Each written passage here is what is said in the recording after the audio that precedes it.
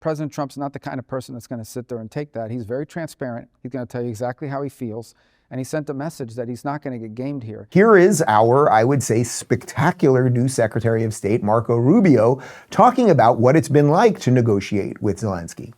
When President Trump posts that President Zelensky is a dictator without elections, what are you thinking? I think President Trump is very upset at President Zelensky, and in some cases, and rightfully so. Look, number one, Joe Biden had frustrations with Zelensky. People shouldn't forget it. There are newspaper articles out there about how he cursed at him in a phone call because Zelensky, instead of saying thank you for all your help, is immediately out there messaging what we're not doing or what he's not getting.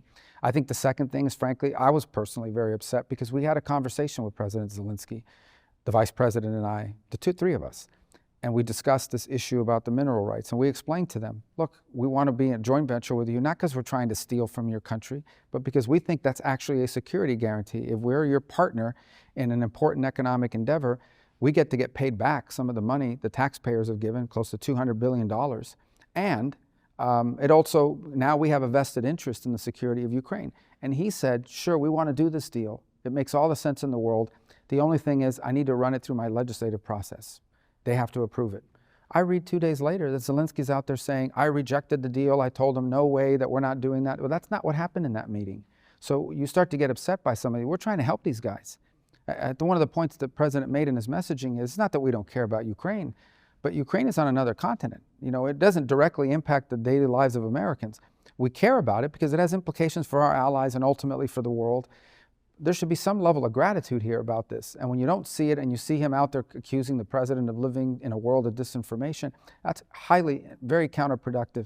And I don't need to explain to you or anybody else, President Trump's not the kind of person that's going to sit there and take that. He's very transparent. He's going to tell you exactly how he feels.